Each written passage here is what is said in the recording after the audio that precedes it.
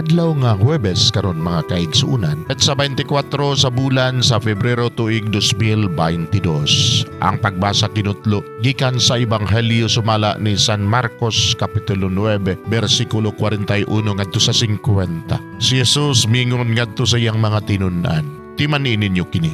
Ang mo painom kaninyog tubig tungod kay mga sakop man kamo ni Kristo, makadawat gayod og ganti.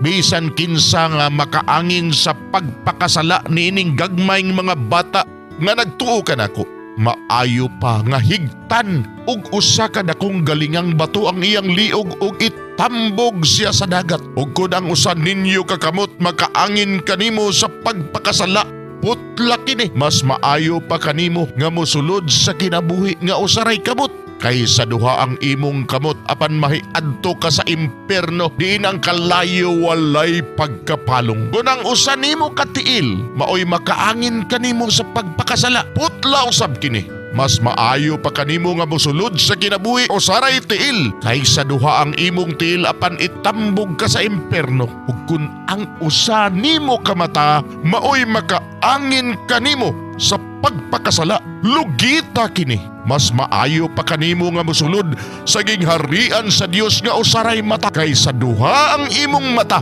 apan itambog ka sa impierno.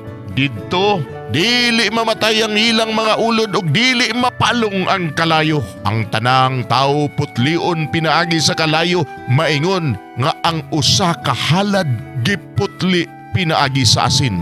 Ang asin maayo, apan kun kini mawad-an sa iyang kaparat, kung saon pa man ninyo pagpabalik sa lami niini, pagbaton kamog asin sa panaghigalaay ug magdinaitay kamo. Mga igsoon ang Ebanghelyo sa Ginoo, daygon ikaw o Kristo.